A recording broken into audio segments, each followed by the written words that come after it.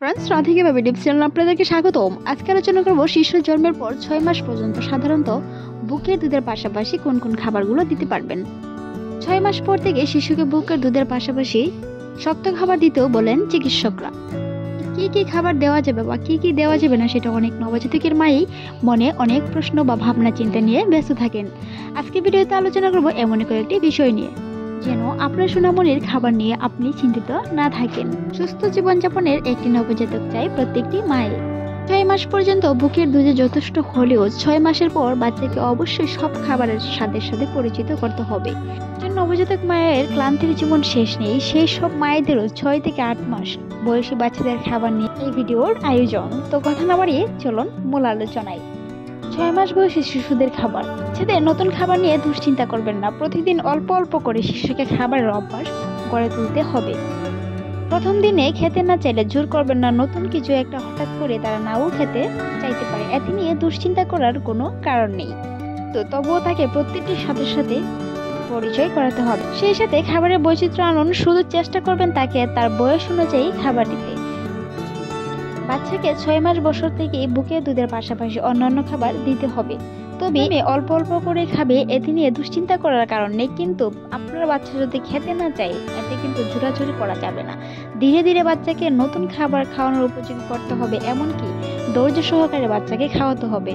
নবজাতক শিশুটি অন্যান্য খাবার খাওয়ার জন্য কখন তৈরি হচ্ছে সেটার কিছু লক্ষণ তারই মধ্যে প্রকাশ পায়। আপনার সন্তানের মাঝে এসব লক্ষণ দেখা না গেলে ভয় পাবেন না। এর সাথে সবকিছু করতে পারবেন এমন ভাবার কারণ নেই।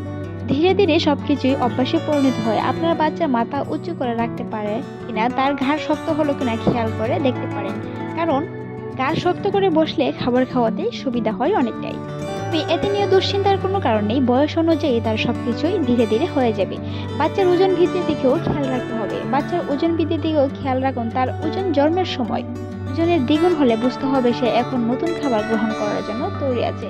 কোন কোন বাচ্চা কাউকে খেতে দেখে বা নিজেই অনেক সময় খাবার খেতে চিবানোর মতো করে। অনেক বাচ্চা দাঁত উঠতে শুরু করলে বা মাড়ি শক্ত হতে শুরু করলে তখন সে সবকিছু কামড়াতে চায়। সেই সাথে আরো কিছু লক্ষণ প্রকাশ পায়। বাচ্চাকে দিনে কয়েকবার খাবারের পরও যদি তার খিদে না মিটে, এমনকি সে খাবারের প্রতি আকৃষ্ট হয়, তাহলে বুঝতে হবে সে অন্যান্য খাবারের জন্য তৈরি আছে। সেই সাথে দিনে অন্তত 8 থেকে 10 বার খাবার দেওয়ার পরও যদি তাকে ক্ষুধার্ত মনেই হয়, তবে সেই বিষয়টি খেয়াল করে দেখতে পারেন। এই লক্ষণগুলোর মাঝে আপনি নিশ্চিন্ত হন যে আপনার বাচ্চাকে শক্ত খাবার দেওয়া যায় কিনা। বাচ্চাকে কিন্তু এই বয়সে বুকের দুধ খাওয়ানো বন্ধ অবশ্যই করা যাবে না। বাচ্চা বুকে দুধ না পেলে ডাক্তারের পরামর্শ অনুযায়ী ফর্মুলা দুধ খাওয়াতে পারেন। বুকের দুধের পাশাপাশি বাচ্চাকে চাল, ডাল, বিভিন্ন সবজি যেমন পেঁপে, আলু, ঢেঁড়স ইত্যাদি দিয়ে পাতলা খিচুড়ি রান্না করে খাওয়াতে পারেন। 1 টেবিল চামচ খাবার দিয়ে প্রথমে শুরু করবেন, অভ্যস্ত হয়ে গেলে ধীরে ধীরে পরিমাণ বাড়াবেন, তবে প্রথমত অল্প অল্প করেই চেষ্টা করুন। সেই সাথে খিচুড়িটাও ধীরে ধীরে ঘন করে তৈরি করুন, এমনকি হালকা একটু ঘন করেই খাওয়াবেন। বাচ্চাদের অনেকেই সেরিল্যাক দিয়ে থাকেন, সেক্ষেত্রে প্যাকেটের গায়ে পরিমাণ দেওয়াই থাকে, সেভাবে বানিয়ে দিতে পারেন, তবে বাজারের জিনিস না দেওয়াই ভালো। চেষ্টা করবেন ঘরের শাকসবজি দিয়ে এগুলো করার জন্য। বাচ্চা যদি খেতে পছন্দ করে, তবে শুধু সুজি না, সুজির সাথে বিভিন্ন ফলের টুকরা মিশিয়ে জাল দিয়ে খাওয়াতে পারেন। আয়রনযুক্ত খাবার বেশি দেওয়ার চেষ্টা করবেন। দিতে পারলে খোলা বিভিন্ন ফলের জুস দিতে পারেন, তবে দোকানের জুস দিতে যাবেন না কিছুতেই। সেই সাথে শিশুদের খাবার তালিকায় চিনি কিংবা মিষ্টি জাতীয় খাবারটা একটু এড়িয়ে চলবেন। গরুর দুধ বড়দের জন্য উপকারী হলেও বাচ্চাদের জন্য একদম নয়, তাই 1 বছরের আগে কিছুতেই গরুর দুধ দেওয়া অবশ্যই যাবে না। বাচ্চার 8 মাসের দিকে তাকে কিছুটা শক্ত খাবার অভ্যস্ত করবেন, যেন সে চিবাতে শিখতে পারে। মনে রাখতে হবে এরকম কিছু খাবার যেটা আপনার বাচ্চার হজম শক্তি বাড়বে, এমনকি পেটে গ্যাস থেকেও দূরে রাখবে। এমন সময় পাস্তুরিক বীজ বা বাসায় তৈরি দই খাওয়াতে পারেন, তবে বাচ্চা সহ করতে না পারলে দরকার নেই।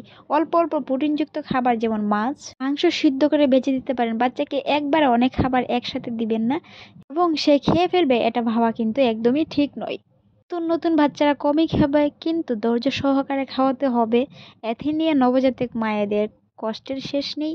এতে মায়েদের খেয়াল রাখতে হবে বাচ্চা যেন সুষম খাবার পায়, সেদিকেও খেয়াল রাখতে হবে পুষ্টি চাহিদা পূরণ হয় কিনা, এমন খাবার দিতে হবে।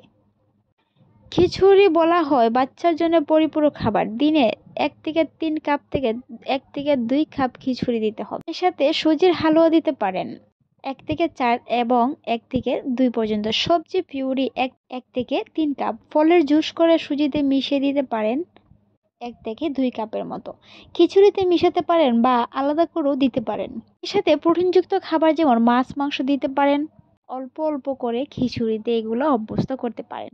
পুষ্টিকর খাবার যেন সুষম হয় তা খেয়াল রাখবেন। প্রয়োজনে অল্প লবণ বা অল্প পরিমাণে মিষ্টি দিতে পারেন।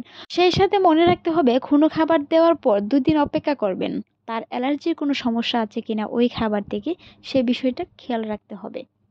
এই সাথে আগের দিন বানানো কোনো খাবার যদি বেঁচে যায় পরের দিনের জন্য রেখে দিবেন না। বাসি খাবার বাচ্চাদের স্বাস্থ্যের জন্য এমনকি গ্যাসের জন্য অত্যন্ত খারাপ দিক।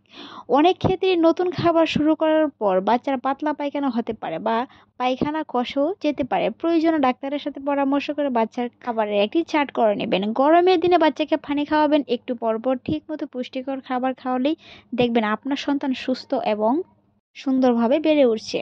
আজকের এই ভিডিওটি এই পর্যন্তই। ভালো লাগলে সাবস্ক্রাইব করে পাশেই থাকুন। এতক্ষণ দেখার জন্য ধন্যবাদ।